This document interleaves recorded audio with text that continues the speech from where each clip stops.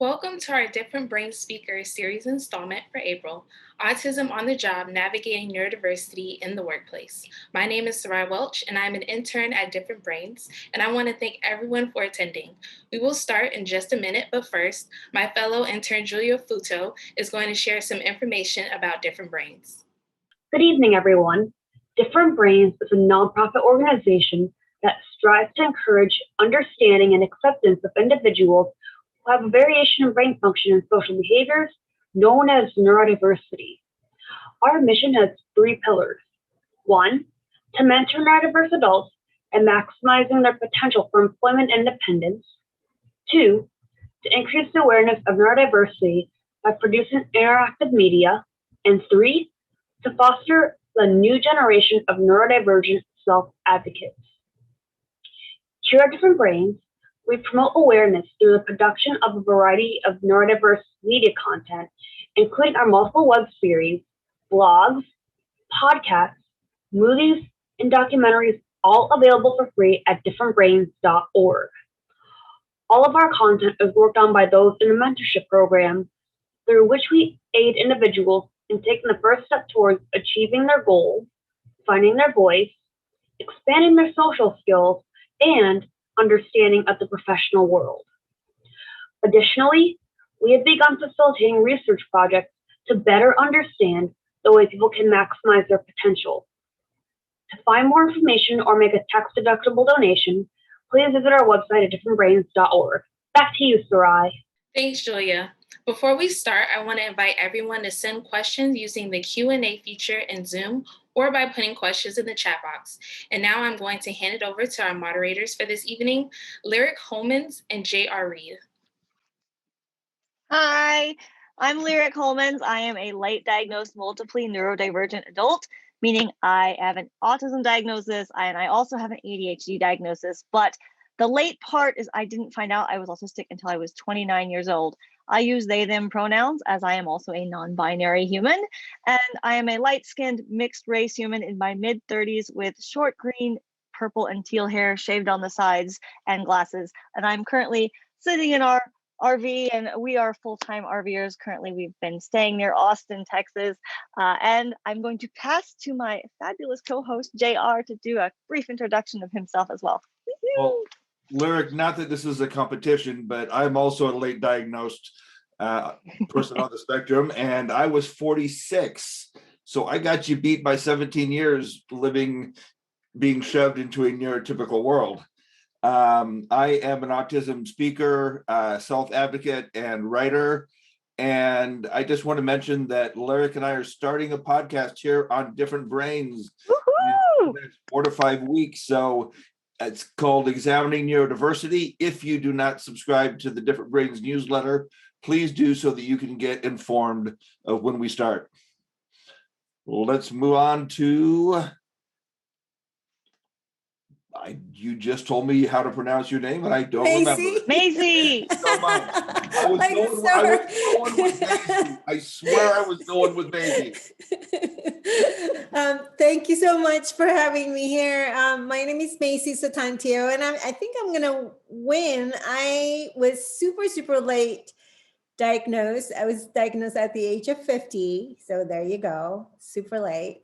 I also have sensory processing disorder and dyscalculia and other autistic conditions. I am the founder of a nonprofit in San Francisco Bay Area called Autism Career Pathways. And I'm very passionate to figure out employability for people who need higher level of support. So there you go. Thank you for having me. All right, Tim. Well, I'm Tim Goldstein, and I think I'm going to win the late diagnosis prize. I was diagnosed at 54, and prior to that, I was just weird, or so everybody said. And currently, I work for Google as a technical trainer. Prior careers, I've been in retail, I've been in various business, manufacturing, international supply chains, all those kind of crazy things. And I'm a extremely active self-advocate. I think this is the I don't know, 8th event this month already that I've talked at. So that's me. And last but finally not least, Patricia. Thanks. So I'm Patricia. I am a practice manager at Google Cloud. I was Tim's former manager, and I am not on this. I'm a neurotypical, as Tim told me. So, and it's been a really quite a fun journey and adventure about learning about the spectrum in my time working with Tim. All right. Well, let's go to the board and take our first topic, which we're going to throw to Lyric. Lyric, what was the path into your current career? It's been a long and winding journey, and it has not been a traditional path. Try and condense it into a really quick bubble. I didn't go through university because I struggled so much with the education system and not being diagnosed in school and just thinking I was completely incompetent and couldn't learn anything. And so I went from car hop and fast food management, and then eventually to retail, and eventually worked into corporate before going into HR and operations. And now I've landed in business consulting, and I think it's my happy place, right? Especially like now that I've gone on my own and I'm in my own bubble to that self-employment journey. But it's been a long and winding process to get there, and I've done many different things and worn many hats, so to speak, in my life, and literally hats. Yes. Yeah. Well, I'm with you on the whole education thing. I was out of high school for about 13 years before autism was diagnosed in kids. I went from job to job until I finally started freelance writing for over 20 years. And after my diagnosis 9 years ago, I decided to focus all the writing on autism, mental health, and neurodiversity. And it's just really morphed into the speaking, into the podcasting, and into the advocacy work that I'm doing today. Oh, we're so glad it has. And I'm glad that it has for you as well. So Maisie, which I got right this time. Yes, you did. How about you? Yeah. Well, when I was going to school, I had many different types of part-time jobs. The ones that I was able to give my all was clearly when I was working with kids. I just love working with young people. And actually, as I moved up and work in a bigger clinical setting and working for other people, and I became more of a supervisor and administrator and having to supervise other people, and I failed miserably. Lots of tears, long hours, because I didn't actually get to work with the kids anymore. So other employment that I failed miserably was anything that has to do with taking care of cash register and giving people money back, because I was horrible at counting. I had to look at my fingers to count. I still do. And yeah, so anything like that, I didn't do so well. And I just somehow came across the field of autism, and I've been doing it for a long time, for 30 years. So I've been really lucky. I quit working for a clinic and just developed my own branding and advocacy and consulting company, and I love it. I feel really lucky that here I am 30 years ago as a diagnosed autistic adult. I'm still able to serve autistic people. So I feel really lucky. Yay. And I'm a fan of your work and the great things you do. So yay. I see you over there. You're busy out there doing amazing things. Let's throw it to, we'll go switch it up a little bit. Let's throw it to Tim before we jump to Patricia, if that's okay. Sure. I also, like many of us, had a weird and wild and wacky path to where I got to today. I'm a community college dropout. I don't think you can drop out of lower level college than community college. And the reason I actually dropped out, I was going as a business major. And I was also managing a very large sporting goods store at the same time. So it just didn't seem to make sense to me at the time to pay money to go learn what I was getting paid to do. Followed that career on through till I was doing in the bicycle world, international supply chain, national sales teams, those kind of things. Then I got fired and I went and looked for another career. And all of my careers have always been based on my special interests, which those of you that are familiar with autism, you'll know what special interests are. And those of you that don't, those are the things we talk way, way too much about if you ask us about anything. From there, I got into eventually, after a bunch of those weird jobs that I think a lot of autistics have, vending machines and selling yellow page ads and anything to put money in the pocket. I then got into the tech world. And again, I was a geek. I loved doing the tech, and that's what attracted me. And I happened to do fairly well at it. While I was in my tech career, I also decided I wanted to start a manufacturing company. Yes, I had zero background in manufacturing. So I bought $200,000 worth of equipment and started a manufacturing company that I ran for 10 years with a full-time career in IT at the same time.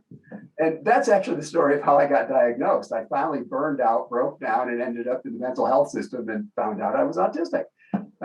So as far as Google, the way I ended up there was acquisition. That's the way you get in if you're a college dropout. Tim, talking about the special interest, that might explain the boxes and boxes and boxes of comic books in my extra bedroom. So, Patricia, why don't you take it home for us? Sure. So like everyone else on this panel, I think everyone has a unique journey, and mine was quite circuitous as well. So out of college, I didn't know what I wanted to do. So I ended up in investment banking consulting to form, the background. And then I went into startups. And then I went to China and co-founded a couple of startups. And then I decided it was time to come back to the Bay Area and deposit, points in the Karma Bank. So I ended up working for a social enterprise for a few years. And then I missed Silicon Valley. So I came back to Silicon Valley, back to the tech world. And that's where, I met Tim, who I think in hindsight, I've managed other neurodiverse people in the past on my teams, but Tim was the first person who actually taught me about the spectrum and proactively, really opened my eyes to this world and helped me understand it. So thank you, Tim. That's great. And actually that leads me into what I'd like to ask about next very nicely is I'd love to hear from Tim and Patricia a bit about your story and your journey working together. So I guess maybe we'll have Tim go first. I think that makes the most sense. And then we'll have Patricia follow. So Tim, if you want to kind of share that bit. Yeah, I was working for, at the time, was a company called Looker, prior to being acquired by Google. And the team had grown so large that they needed to hire a new manager and split the team. And Patricia was the wonderful hire they found, and I was on Patricia's team. And like a lot of us autistic individuals will say, communication was challenging. We were both trying really, really hard to communicate, but the words were kind of passing each other and never really quite connecting, in spite of the fact that, from both sides, we really wanted to make this work and make the communication work. But I think anybody who's had poor communication, whether it's with somebody that's your partner or whatever, bad communication tends to lead to more bad communication as everybody gets frustrated, even though you really want to make it work. And then we kind of hit I'd say the low point, and we're both stubborn. That's probably the best thing to say. And we just decided we were going to figure out how to do this. And that was it. We finally figured out, I explained about me, and Patricia told me more about her, and we figured out a way to communicate well together, which is nothing unique. I mean, it's really the stuff that all of us self-advocates tend to teach anyways. Mm-hmm. All right, Patricia, yeah. Sure. I think Tim really summed it up quite well. I would say, my day one, when Tim and I met, we sat down, had our one-on-one, and he came, and I think the first thing he said to me was, "Hi, I'm Tim, I'm autistic, and here's a bunch of resources that I'm going to send you so you could do some homework and understand what autism is." It was the first time that anyone was so forthright and, told me about their needs, right? In the first meeting. And I was super appreciative of that, and also very much in awe of the courage that it must have taken, for Tim to say in the first meeting, "Hi, I'm Tim and I'm autistic." And I think on my end, I said, "Hi, I'm Patricia. I'm going to be super direct with you. We're going to have communication issues, I think, right? We're going to learn how to work with each other, but I'm a very direct communicator. And so any issues we have, let's talk it out and let's work through it." So I think that was the beginning of a really wonderful partnership, of a lot of learning, but I think in the end, a very valuable, lifelong friend, that we've earned, right? I think that you're saying, that you were speaking very direct. For speaking to neurotypicals, you were very direct, but I think you've learned a whole new level of being direct. That's true. And again, this is one of the things that we've learned in our communications with each other. What do I mean by direct versus what Tim means by direct, right? So I think what I mean by direct is I will say what is on my mind. I will not sugarcoat it. I will give you feedback in the moment, right? And I think, Tim, not to put words in your mouth, and you've given me this feedback a few times, is you want the actual very concrete, details and what does this actually mean? Whereas, the way I process things perhaps is a little bit more high level, like here's the big picture, here's the context, and there's a lot of ambiguity and nuance, right? So exactly, and at that point, I'm going, okay, what does that really mean? Sum it up for me. Come on, give me the detail. Yeah, well, I've often said that communication is so important in any relationship, and between autistic and neurotypical, you have to develop your own language in a way, and it does take a little bit of time, and whether that's business, school, social, family, friends, whatever.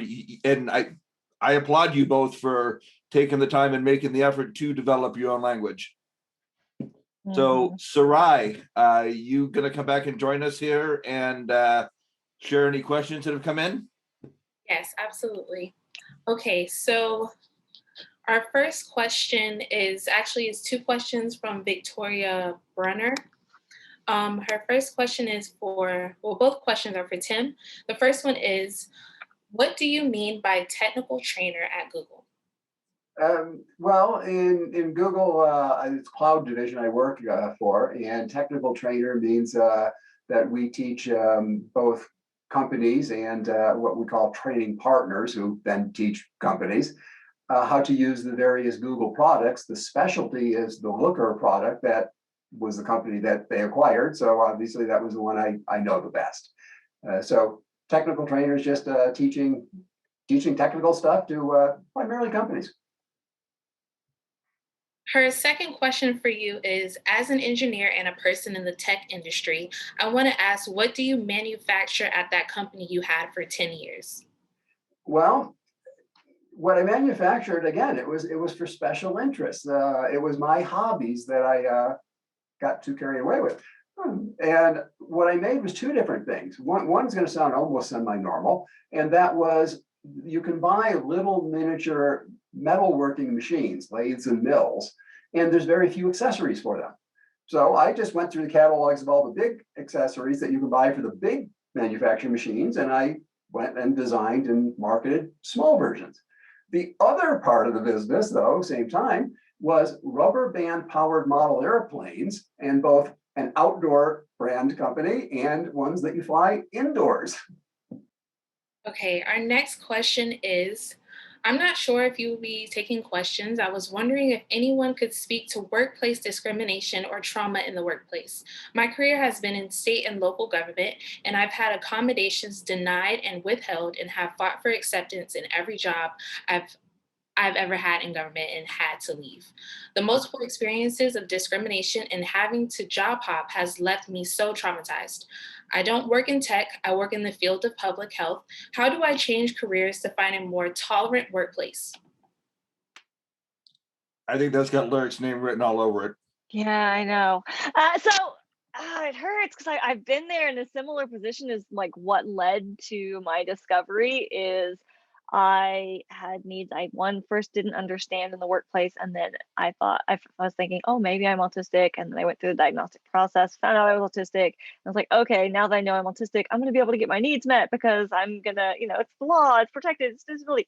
And I went to my employer and said, I need uh not a lot, but I asked to kind of work in a quiet corner of the office with natural lighting and not be in the busy noisy area, or potentially work remote more like I had been when I first started there. And they're like, well, everybody would like that, it's not fair to give it to you, which was so horrible because it's kind of the point, right? If everybody likes it, maybe your system is terrible and you should fix it because it stinks if everybody dislikes what you've got going on. But I ended up having to leave that workplace, and it to me it should have been the flag that if they didn't care about my needs before I had the diagnosis, all of a sudden now that I had one, they weren't going to magically start to care anymore. And I had to do this career pivot, right?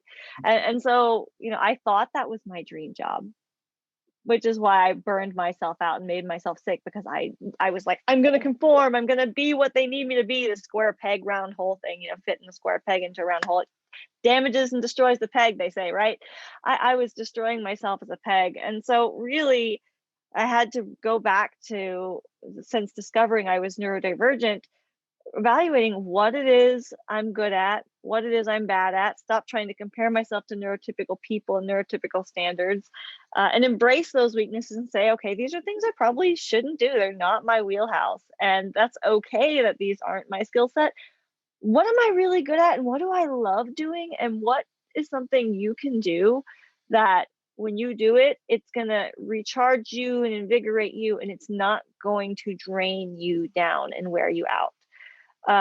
Because you need to look, especially for neurodivergent people, especially autistic people, like we need something that we can do that we're going to be able to really immerse ourselves in and enjoy, and that's going to give us energy, or we're going to burn out really, really quickly. And if we've also got ADHD, like I'm also an ADHDer, if it doesn't interest me, I cannot pay attention to it. It doesn't matter. I can't make my brain go there. If it's boring to me, it doesn't stick. So, and a lot of autistic people are also ADHD. So that's another level of neurodivergence that you got to consider. What? Yeah. I took my Adderall today. Yeah, I was going to say another thing that I actually did to cover up the fact that, I was autistic and neurodistinct. And what I didn't know was I was a consultant. And being a consultant is really great, because when you get fired, hey, you just go find another client. And I worked for my own company. So I had 15 years of continuous work. I just happened to have worked for, 17 companies in 15 years. But consultant is another possible way to make things work as you're kind of figuring it out. Highly recommended. That's what I'm doing now, and I love it so much. You have to have a little bit of a tolerance for instability, I guess. But I've decided I'd rather have freedom than stability at this point. I'm pretty good at living minimally with the RV life and all that. Yeah. Sarai, do we have any more questions for now? Let's see. I think we have time for one more for this segment. Okay. How can colleges help students with ASD be better prepared for the work world? I can answer that because I just took 2 college classes a year ago. And the answer is they can help them with accommodations for their studies. For example, I've got a sensory processing problem. They loaned me an iPad that only had 2 things loaded on it, Messenger and Skype. I sat in the front row, turned on Skype. They had a transcriber listening to the lecture. They transcribed the whole lecture, and I had it within 24 hours. But they are not good at preparing somebody for the workplace. That's not their job. Their job is to educate. It's a sad truth, but yeah. Ouch. So I want to make sure we do keep moving so that we can try to get through all of our questions. Yeah. So the next question here I'd just like to say, what are some of the common workplace challenges that you've experienced in the workplace? I guess can I call on Maisie? Workplace challenges. I think not being given the opportunities to ask for accommodations and being given, that it's lack of a two-way open communication. So autistic people have to hide. I think that self-disclosure process for companies of all sizes is really, really important. It's just being open. If as you get to know the job seeker, you just ask, what are your learning preferences? Or this is why I created the capable tool at Autism Career Pathways, which is a skill-based career screening tool for autistic people who communicate differently, and we want to look at how they are able to best self-regulate. Secondly, we want to look at what are the type of task or what kind of system that they're really, really good at processing and being able to problem solve at their best. It's all activity based, and we want to help companies to actually customize their own ways of career screening neurodivergent people. And the output, it's actually a 5 to 7 minute of caption edited video portfolio, along with a very simple written summary, color coded, because I make sure that autistic people gave me input. Well, if you look at the video, how can you remember and understand there are definitely a strength of yours, special interests, the best way the best type of support that you're going to be able to excel in doing these assignments or roles. And everything is color coded. So that's based on their input. So it was very important for me to create something that's being put together by neurodivergent people, because it's for neurodivergent people, a different kind of manual and how to in a simple way for everyone. So did I answer your question? Yeah, that's great. And so okay. I think that's so important. Like you mentioned, people that communicate differently, that the interview process just from the start is a stop for so many people, because for example, I attended a panel yesterday and there was a non-speaker, and they were saying that they've applied for many jobs, but they went to one company that they work for now, and it was the first job they've ever been in where they were allowed to communicate fully in writing for their interview. And that wasn't a problem because they are awesome. Non-speaking. And it's like more companies need to be willing to let people do interviews in writing and things like that. They did it via Slack chat, I think, or something like that. Right. It's being willing to change these things. JR? Hey, real quick, Maisie, yes. While you were talking, somebody asked a question and asked if you could put a link to Autism Career Pathways in the chat. Yes, I will put our website in there. The common workplace challenge for me was just a lot like Maisie said, the communication. And I had a boss that called me Forrest Gump every day for almost 10 years. Not just to my face, in staff meetings.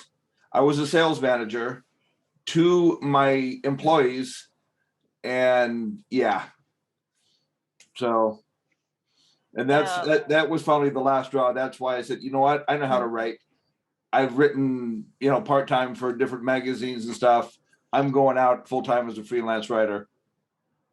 And so many of us have been bullied, and unfortunately, it doesn't always stop when we reach adulthood or get into the workplace. And my bullying started in 5th grade with my teacher calling me weird, stupid, and lazy. Oh yeah, some of my worst bullies growing up were teachers. And then you go into the workplace and it's talk about, a question earlier, is there PTSD? Well, it's definitely reminiscent when you have a boss that bullies you the same way your teacher bullies you growing up. It's not good. Tim. Yeah, for me, I think there's 2 major areas that have always been challenges. And one is the cultural norms of a company. I don't necessarily pick up on them. And most companies don't explain what their norms are. And you just go about it the way that we do, being brutally blunt about things, and you find out that you just violated 16, cultural norms of the company, and you're now the black sheep. And communication is the other big thing. Even if you're not violating a social norm of the company, just using words and such, being, as we tend to be, precise, using accurate wording without thinking about any emotional context that wording may have.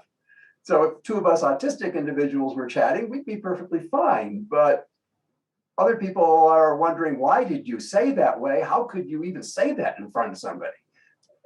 But to me, it's like, why are you getting worked up? This is what the word means. Let's look it up in the dictionary. So those are the big things for me, is the cultural, just understanding the cultural, not violating it, and getting communication that people aren't being offended by. Yeah. And so Patricia, for you, like it would be a different, like maybe a change in your management style. Like how was that for you? Because I'm sure there was like challenges. Yeah, I think, as Tim introduced our story, right, it was quite a journey to getting both of us on the same page, right? So even with the best of intentions, as I said, day one, Tim equipped me with a lot of resources, very upfront. Here's what it's going to be like, right? And best of intentions, open-minded. Let me learn about this. I poured through all of those resources over the weekend, and best of intentions, try to put it into practice. But, we all have our different experiences. We all have the different ways that we've grown up and learned to communicate. And I think, that gap was just so wide, and learning, what did Tim mean when he said X? And Tim learning, what did Patricia mean when she said Y, right? And how do we communicate with each other? I think, when we talk about developing our own language, Tim and I, got to the point where we had tag words for each other, like that meant, hey, stop, let's take 5 steps back. Let's explain what you meant by this phrase, because you've lost me here. Or even in GChat, when we're just pinging each other, right? Tim had this wonderful way of putting these little tags around, like, I'm venting versus I need help, right? Because from a neurotypical standpoint, I can't, if someone is unloading the way that Tim would sometimes unload, I would be like, oh, this person needs help. What do I do? Let me dig in. Let me, problem solve. And oftentimes that wasn't it. He was just venting, right? So he put these tags around venting and I need help. So, developing that common language was super helpful. Yeah. Well, somebody just commented actually that it would be nice to have a gold standard HR manual. I think if the 5 of us sat down on a weekend, we could probably come up with one. Ooh. So the next question is, I'm going to start out with Tim. Is Tim, just 1 or 2 communication tips for being in the workplace? Gosh, it's hard to only have 1 or 2. First thing, but we got to give time for everybody else. I understand.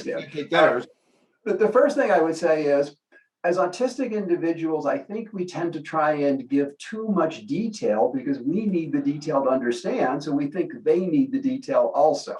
And you then get the glazed eye look because you're talking about details that don't address what they want to know. They want to know that high level, what's going on, not what are all the little marbles you're moving.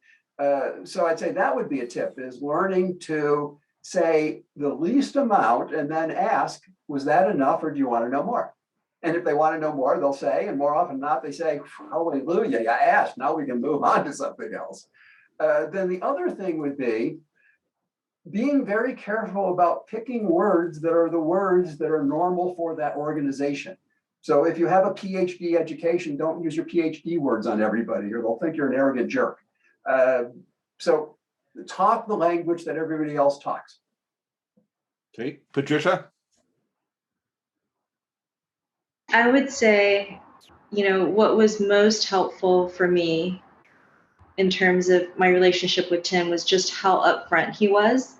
with his diagnosis and the open communication that allowed us to have with each other, right? And that helped us navigate all of the challenges, and build that trust with each other, even as things, were really, really difficult. So I think that upfront communication really worked for us, at least.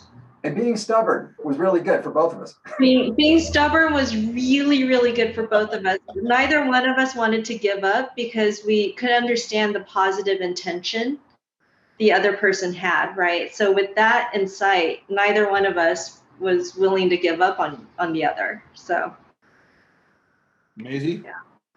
Yeah, I think for me, because I work with many non-speaking clients who would like to work, always presume competence and respect and listen.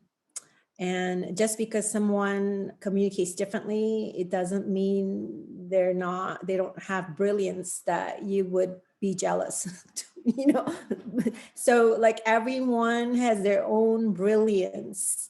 And if you just actually listen to yourself and how you speak, really realize what kind of implicit and explicit biases you might have. If you are in that position as a guide and you have that position, anyone can be given an opportunity to guide other people, whether you're a parent or you're a mentor at work, a teacher, a therapist. You have to be really, really careful with your own personal biases, because you have this wonderful human being in front of you who might behave and communicate and have their own thoughts. They're different than you.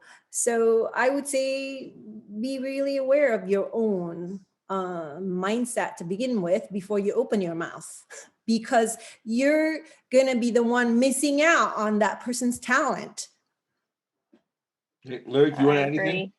Yeah. So one thing as an employee or as anyone, something that's just a really great, simple thing, workplace and beyond, is just to check for understanding with someone. If they say something to you, you can repeat back what they've said and make sure that your understanding is not something totally different from what they imagine. There's nothing lost in translation. It's something I learned in my late 20s, early 30s. I don't know why, but it was late in life. And I was like, oh my gosh, it's so simple. So that's one little thing. And then a little thing that's more complex and towards businesses and managers is, as a manager, use SMART goals to direct your employees, neurodivergent, neurotypical or not. And that is, SMART is going to be where they are very specific and they're going to be realistic and manageable and something you are tracking, and they have a specific date and time. And the point of these SMART goals is to set meetings and check in with people and like help them get towards their goal. And when you're working with anyone trying to get them towards a goal in the workplace, it's really important that you have a relationship with people you're managing so that they can be honest and vulnerable and come to you, especially if they're struggling or they are stuck with something. As a manager, you need to be their safe person that they can go to, and they need to know they can go to you and ask for help.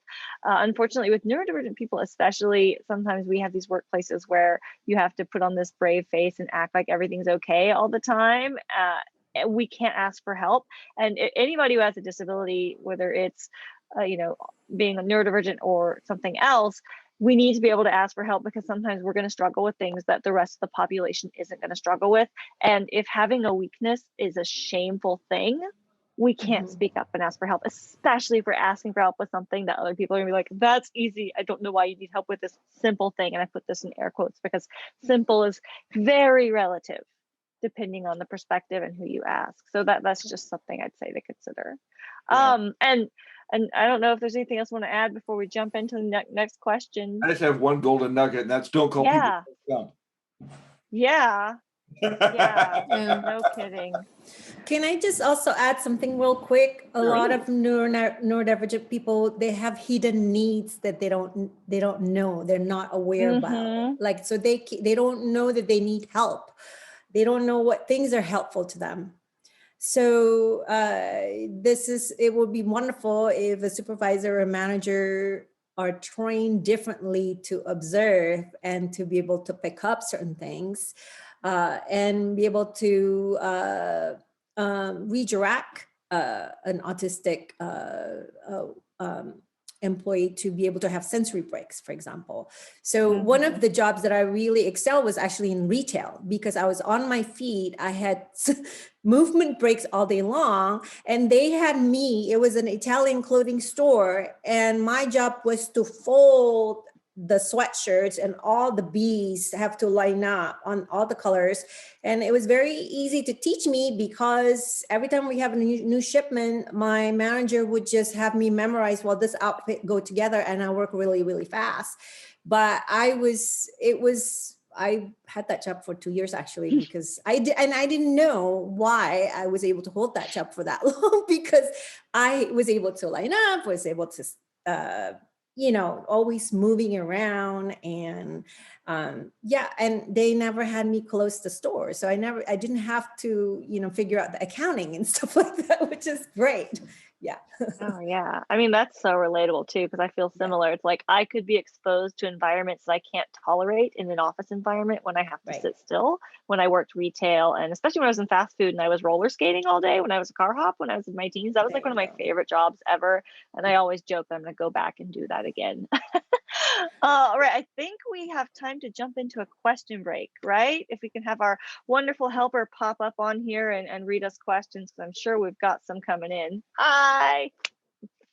Hello. Okay, so the first question is, my ASD 19-year-old is having trouble finding the thing that interests him enough to pursue in a career. Any thoughts as to how to get him excited about something career-wise?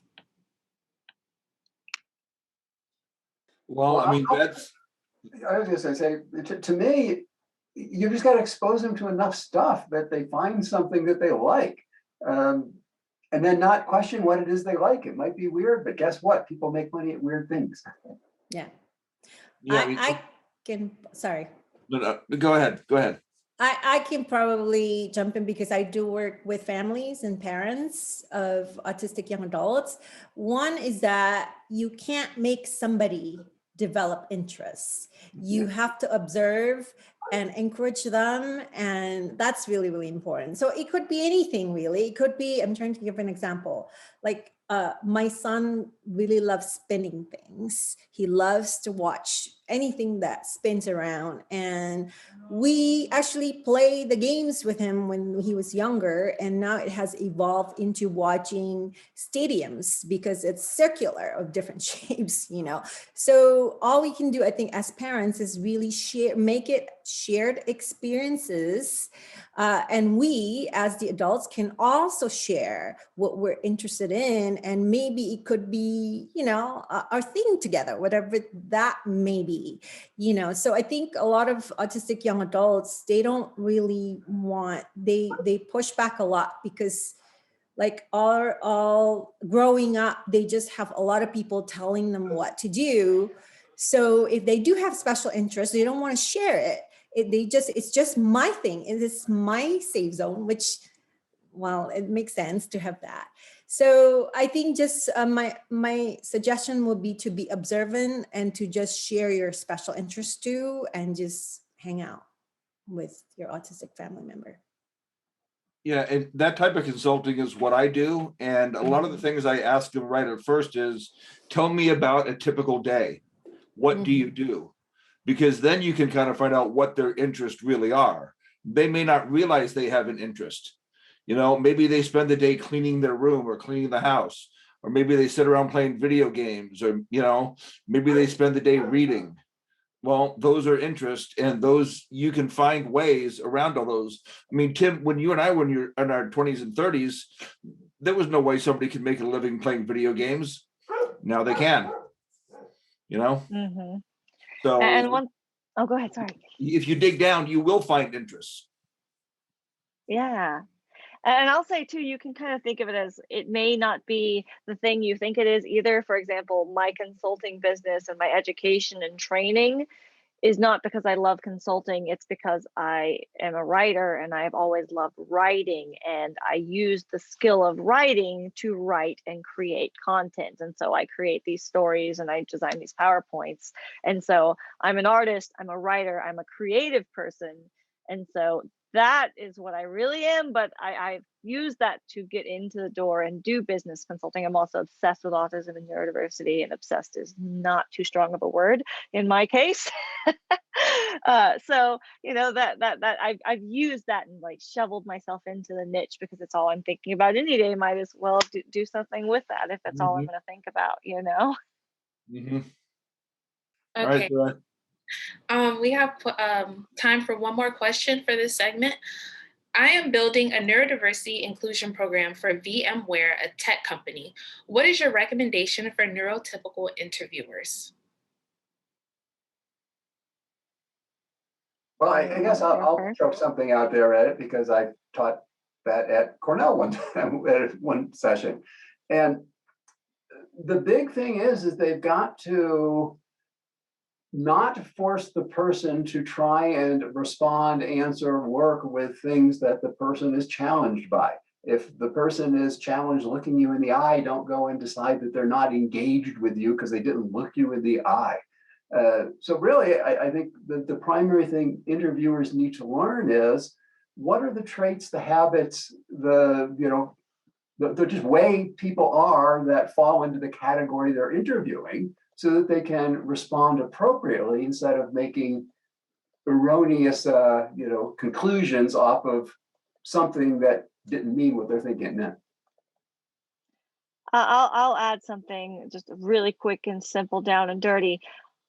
Job interviews don't necessarily help you find the best candidate for your job. They help you find the person who's good at job interviews, the way we've traditionally got them set up. So I'd love to challenge you to change the way you think and look at interviews, maybe even consider scrapping the interview altogether. One of the best jobs I was in most recently before being laid off for COVID and being pushed into consulting on my own, which is the best thing that's ever happened to me.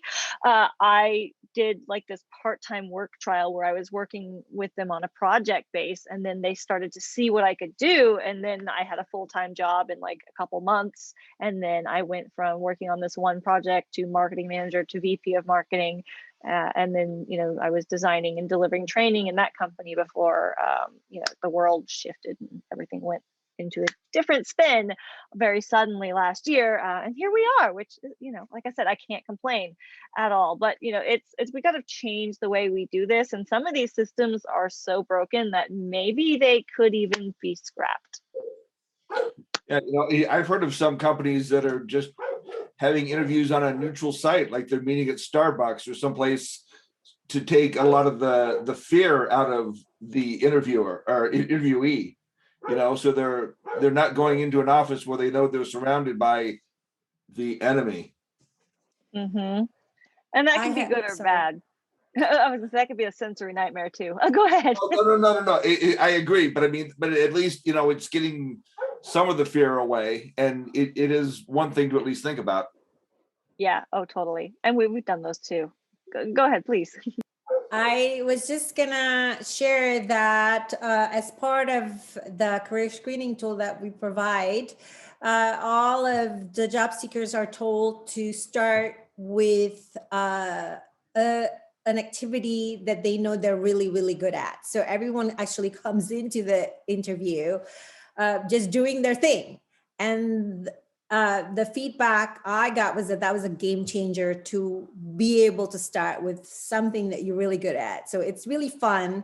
Some people bring in their guitars. Some people bring in, they put together sets of greeting cards that they sell normally, at gift shops. So we always start with that. And then we do the newer activities, and I think if all companies or businesses can just make that okay, start with something positive, or even tell the job seekers, bring something that you can talk about really well, or show us that you really that this is your thing. And that would really help people to just regulate better, because you come in with confidence, like I can start with this. I love that. All right, are we ready for the last question? Yeah. Last topic? All right. Traditional employment versus self-employment. Maisie, let's start it off. Since you've been self-employed for 30 years. That's a no-brainer. Self-employment, independent consulting. That's the best way. I feel like for me, it gives me what's next for me. It gives my brain and my wild ideas. It could be as crazy as possible, but if it's important enough for me, I will find people to collaborate with. I'll make it happen, So I think for me, it's self-employment. Patricia? I think for me, having done both, it's a trade-off between freedom and stability, right? So there's, it depends on your risk tolerance and how much you're willing to put out there, as well as resourcing. So oftentimes when you're going at it on your own, you're very bootstrapped. Whereas if you work for another company that is well endowed with resourcing, there's a lot more you can do on a bigger scale. So. Okay, Tim?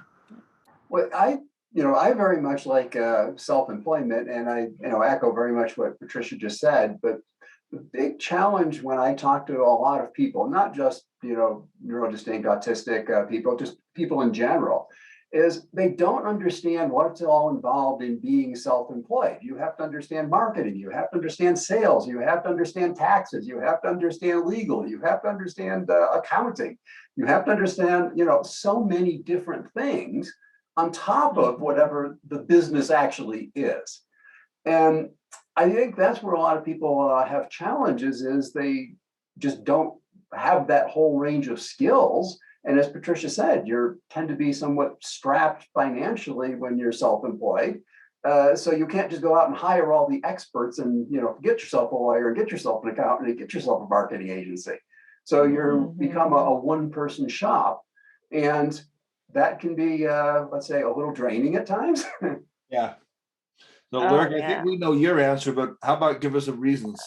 Yeah, well, totally self-employed at this point in my life, but very much what Patricia was saying is it does matter about your risk tolerance, or how much you can handle that there's no stability, because there were 2 months out of this year since I've been on my own where I had no money coming in, and then there's a month here that's really good, and a month, so you don't know, and it's scary and it's stressful. And the last time I found myself laid off was in 2008, when we had that last big economy crash, and I was working for a big global computer company that shall not be named, and they laid me off, and I was just some random number that had been pulled. Like my supervisor didn't even know I'd been let go. It was just I couldn't log into the computer, and so they called down and found out from HR, oh, you don't work here anymore, sorry.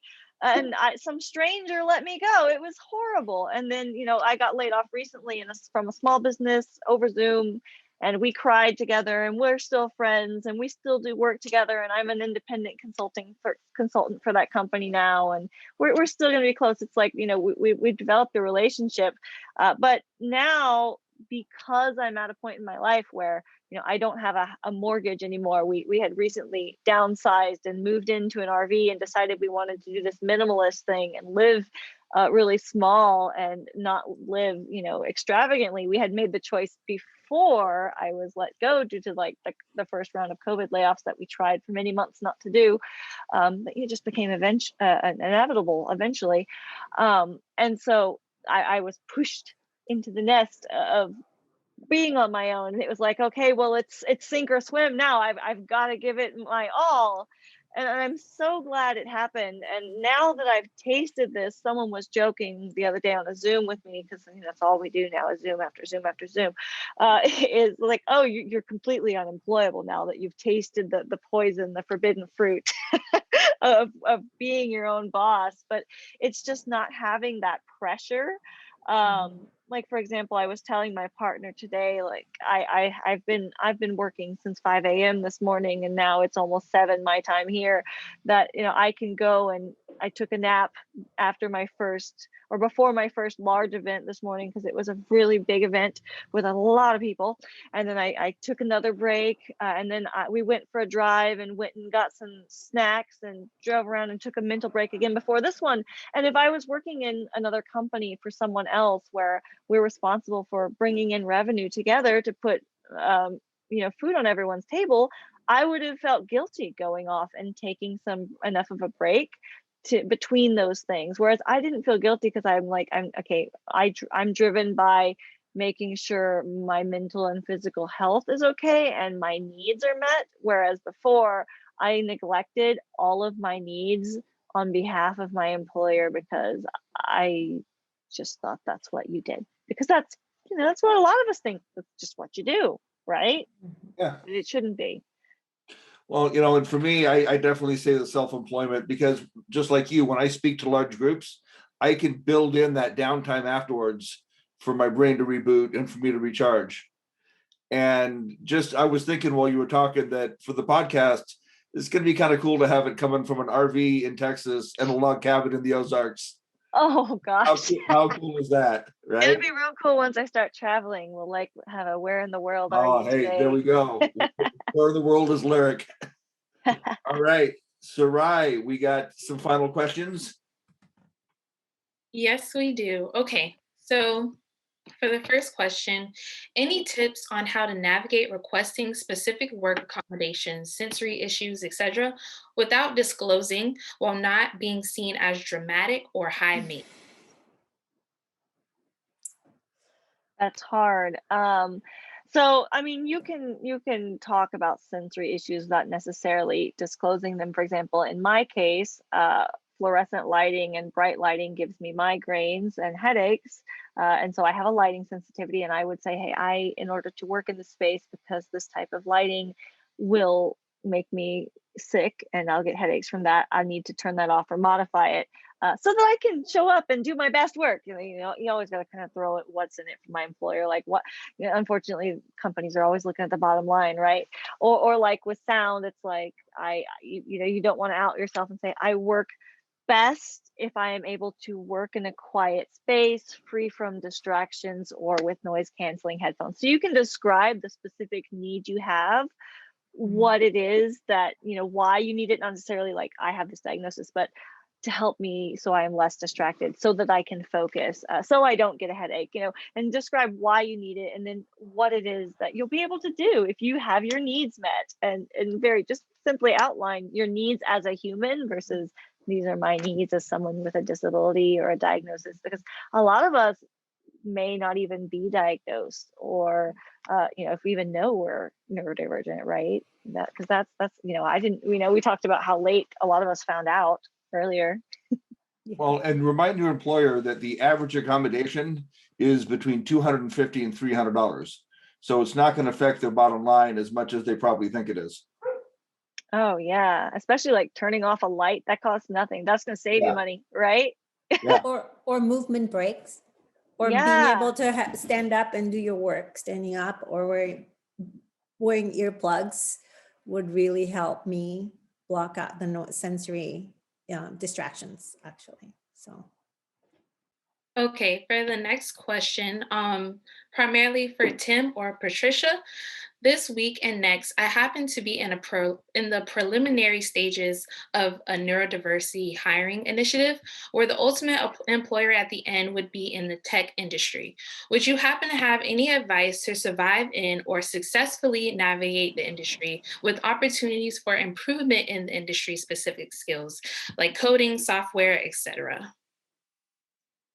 Well, I guess I would say first that whatever that particular company does is obviously going to be what skills they need. If they're a software firm, then coding skills might be a good way to go.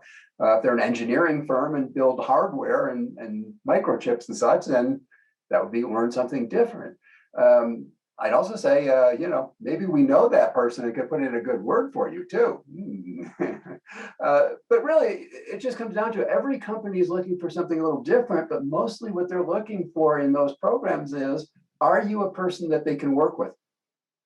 More so than do you have a specific skill?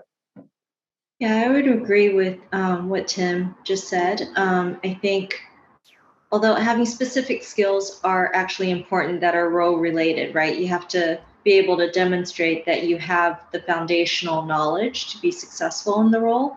I think to add on to what you just said, Tim, and what I found so awesome with our journey together is the cultural add aspect of it, right?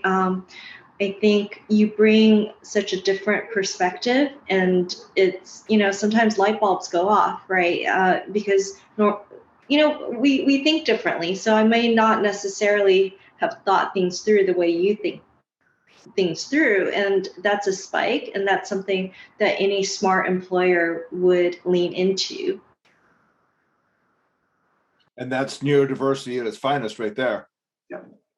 Yes. Patricia The is the differences. neurotypical thinking one way, Tim as a neurodivergent thinking one way, and then putting their heads together to find the solution. Mm-hmm.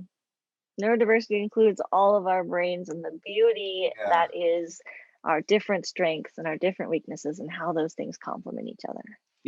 And to dispel one myth, I think most people think that neurotypicals need to figure us out, but we need to figure them out just as much. Oh, we got to meet in the middle. It's It goes both 50-50. ways. Mm-hmm. Yes, I Yeah, agree. I Although agree. we've been doing a lot of the stretching and the work to figure them out so far, we've been asked Right. to do more of the stretching. So we're asking them to do a little bit to meet us halfway, I think. Sure. But sure. it definitely does have to be a two-way stretch, because neither way is right or wrong. Yeah. Okay, for our next question, I'm a therapist in Florida, and often whenever I discuss neurodivergent affirming care, I hear reasonable accommodations, quote unquote, and how my requests are not reasonable. How do you all address that? Do you need a therapist? Yeah, I mean, that the therapist is supposed to be someone who listens to your needs and actually takes them into consideration. And if you've explained clearly what something you need in order to be able to participate fully, and they're not willing to meet with you in that, that's really unfortunate. I would be looking for a new therapist, right? Does anybody else disagree with that? Unless you're Someone asked who to go in understands. the office, you find a new therapist. Someone who understands neurodivergent humans and autistic people. Yeah. They're out there. There are autistic and neurodivergent therapists out there, for sure. That might, keep looking. That sounds like someone who's not treating you right. Yeah, I have the 3-visit rule. If after 3 visits, I don't feel like there's a connection with that therapist, Yeah. fire them and get a new one. Mhm. Same here. Okay, for our next question, as a neurotypical person, what was the biggest challenge you found when working with other neurodiverse people? That's got to be for Patricia. Yes, I think we touched on it earlier. It comes down to communication, and our different experiences inform how we communicate and the context that we take away from the other person's, what is being said, right? So I think everyone, whether or not you're neurodiverse, we listen and we bring our own context to the conversation. But I think between a neurotypical and neurodiverse person, the communication, the context can be wildly different. I'll give a small example of that, and Tim, I hope you don't mind. I think just based on our experiences, I will say something that I think is completely just, a clarifying question. There's no, there wasn't any bias in that question. And Tim, based on his experiences, and you guys, have all touched on it so far in terms of the challenges that you've faced in the past in the workplace, Tim had a different context to that question, and it came off to him as though I was doubting things, right? So that's, it's the same type of challenges that you would have between neurotypical people communicating with each other, but it's exemplified a little bit more in this dynamic, I think. It's hard not to bring your past being bullied and having bad experiences and all that, and just put that aside. So I interpreted completely different than Patricia meant, because my head was still with all these things that were not necessarily great outcomes. Now, Lyric, somebody just posted a question on how they can reach you confidentially. There is a contact page on your site, right? Yeah, neurodivergentrebel.com. There's a contact page on my site. My email is also info@neurodivergentconsulting.org, if that's more handy for you. Sorry, sir. I just saw that pop up and wanted to catch it. No problem. The person who asked the question about the therapist, they clarified what exactly they were asking. They said that they are a therapist, a neurodiversity therapist, and they were talking about the workplace is not giving clients the accommodations that they want or need. Oh, okay. So my fire the therapist is, let's pull that comment off the table. So it's the clinic that she works, or that this person works in, that they work in? Yes, they are the therapist. So they are the therapist. Yes, and clients come to this therapist and are saying that, I guess, workplaces aren't providing the accommodations that they need when they come and say something about it. Yes, I believe that's Yeah. I think I would have loved in that circumstance to have someone help me draft up what it is I need to say to get that accommodation, because I'm pretty sure in hindsight I was doing a terrible job saying what I needed and why I needed it and how it would benefit the employer to accommodate me so that I could be more efficient as an employee. And so if you can help them try to word something official to help so that they can get that need met and describe what it is and why it matters to them, that would be helpful, that they can take to their employer. And if not, maybe connecting them to someone if they want to pursue a legal avenue to take legal action. But honestly, I just thought it was easier to leave and find another job. But it depends on how you want to go. If you really want to stay in something or not, to get someone to kind of advocate in the workplace, maybe a workplace advocate or a legal advocate. I think, is there anything anyone would add to that? I would want to know what the reason is. Why is this unreasonable, and is there something around the same type of thing that would be reasonable to you? And maybe they don't come back with a good answer, but it's a place to start. Why is this not reasonable? Okay. So for the next question, we only have time for about 2 more questions. This question is for Lyric. How do you embrace your weaknesses? And do you think of any of them as strengths?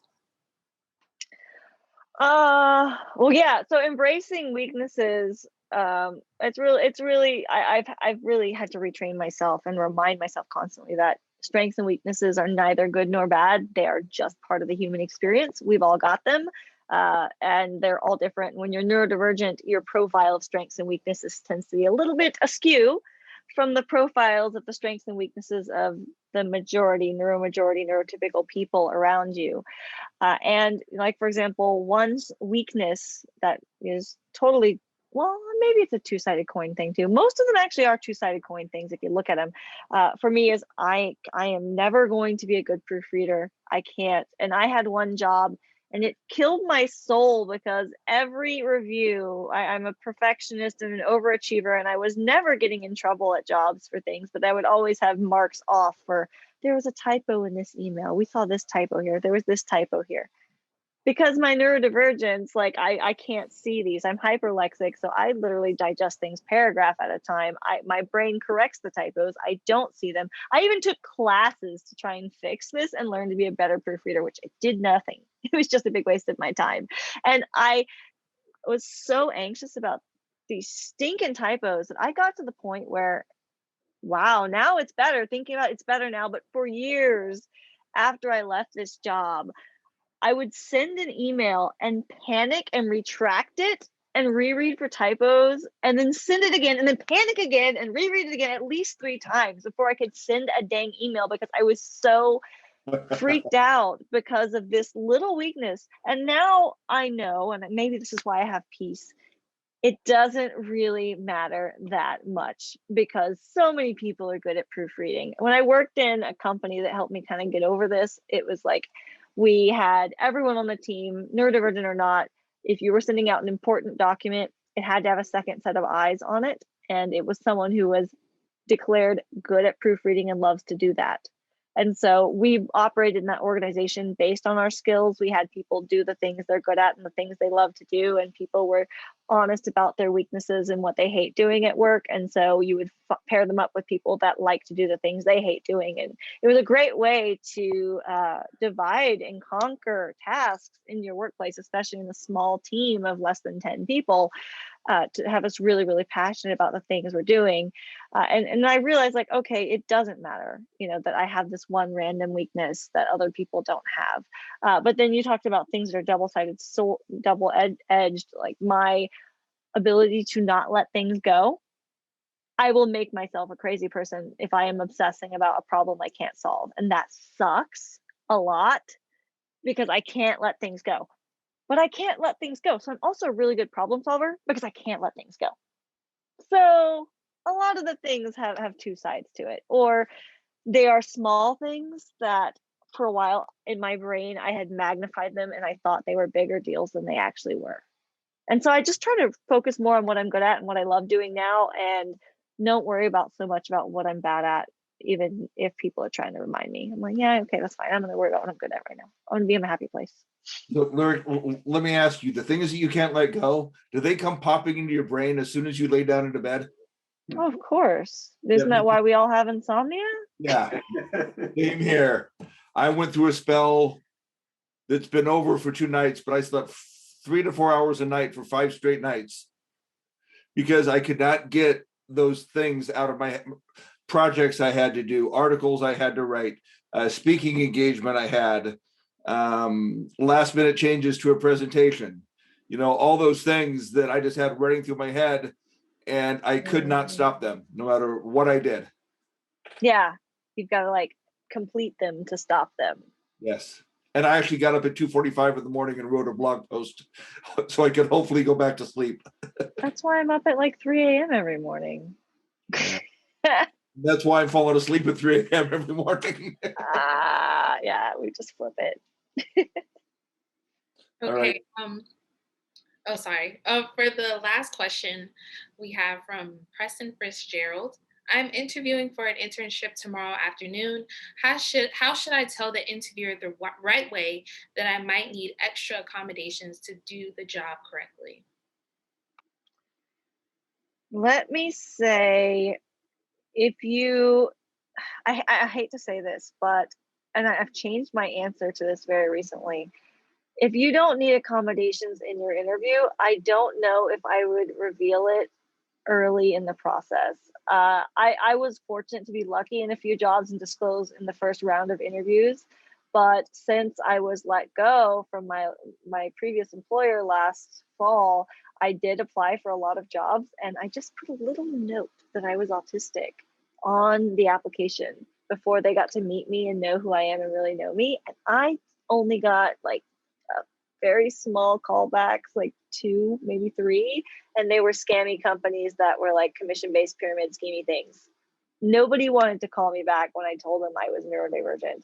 And I've never had that problem before. I feel like usually without that little stamp on there, my resume is pretty good and I can do really well in an interview process and get a job. And it broke my heart to see how this note can scare people. But I would wait till if there's a second or third interview or further on in the rounds, if you're not asking to change and accommodate your interview process. Because it sucks, but until we can change the preconceived stereotypes and ideas that people have about autistic and neurodivergent people, telling them this information, it's a loaded phrase because it comes with a lot of assumptions and preconceived ideas that may not be true for you. And I wish that wasn't the truth. Yeah, Maria just made a comment, and I totally agree, and I actually say it quite a bit. It's about fear. People don't understand autism, people don't understand the word neurodivergent, and it's a normal reaction to fear what we don't understand. Yeah. All right. Okay. Well, Sarai, thank you. Thank you. And thank you to our amazing moderators and panelists. And thank you to everyone for attending. We will be sharing links and contact information for everyone in the chat box and on the screen. A recording will be emailed to everyone once it is ready, including captions and a transcription. From everyone here at Different Brains, good night. Good night. Night. Thanks, Bye. everyone. Thank you.